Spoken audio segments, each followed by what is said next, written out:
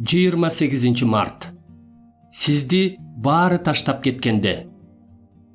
Мен биринчи жолу сот алдында коргонуу сөзүн айтып жатканымда эч ким жанымда болгон жок. Мени баардыгы таштап кетишти. Кудай муну аларга күнөө катары эсептебесин. Бирок жакшы кабар мен аркылуу таратылып, бардык бутпарастар угушу үчүн Теңир жанымда болуп мага күч берди. Ошентип мен арстандын азуусунан куткарылдым. Теңир мени ар кандай жамандыктан куткарып, өзүнүн асмандагы падышачылыгы үчүн сактайт. Ал түбөлүккө даңктала берсин. Амин. 2 Тиметей 4-бөлүм 16-дан 18-ге чейинки аяттар.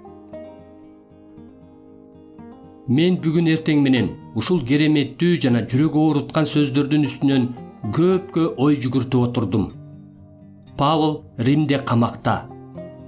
Биздин билишибизче, ал эч качан бошотулган эмес.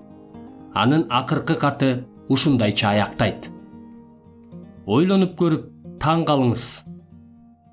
Аны бардыгы таштап кетишти. Эч ким анын жанында болгон жок. Ал жашы улгайып калган ишенимдүү кызматчы. Бөтөн шаарда, үйдөн алыс, душмандардын курчоосунда, өлүм коркунучунда. Эмнеге? Жооп: себеби биз көңүлүбүз чөккөн же корккон же жалгыз калган абалга туш болгонубузда жан дүйнөбүзгө дем күч берген, бирок Теңир жанымда болду деген жагымдуу сөздөрдү колдоно алыш үчүн ушундай болгон. Бул сөздөр канчалык жагымдуу. Сизди жакын досторуңуз таштап кеткенде Кудайга наалып нааразы болосузбу? Андай болсо, сиздин жашооңуздагы адамдар чындыгында сиздин кудайларыңызбы?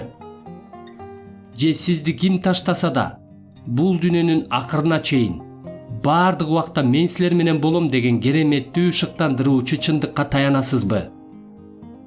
Сени калтырбайм жана таштабайм деп айтылган бузулгус ант менен жүрөгүңүздү бекемдеп турасызбы?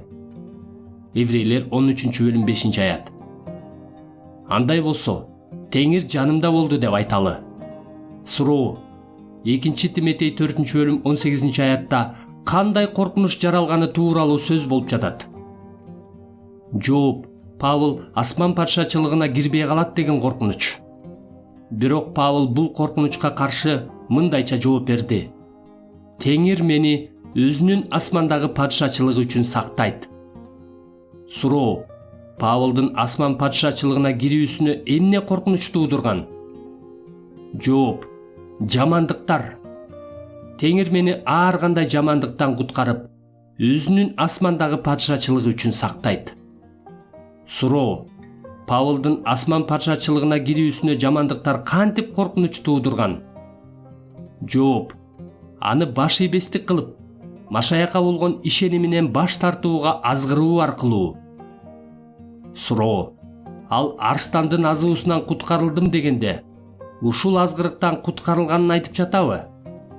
Жооп: ооба. Силердин душманыңар шайтан кимди жутуп жиберсем деп айкырган арстан сыяктуу тегеренип жүрөт. Ага бекем ишенимиңер менен каршы тургула. 1 Петр 5-бөлүм 8-9 аяттар. Суроо: ошентип Павел шайтандын азгырыгын алдырбай, акырына чейин ишеним жана баш ийүү менен чыдагандыктан ким даңкка ээ болот? Жооп: бийлик түбөлүктөн түбөлүккө аныкы. 1 Петр 5-бөлүм 11-аят. Ал түбөлүккө даңктала берсин. Амин. 2 Тиметей 4-бөлүм 18-аят. Суроо: тайманбастан, кайраттуулук менен чыдаган Павел өзү даңкка ээ болуш керек эмес беле? Жооп: Теңир даңкка ээ болот. Себеби Павел өзү мындай деген: Теңир жанымда болуп, мага күч берди.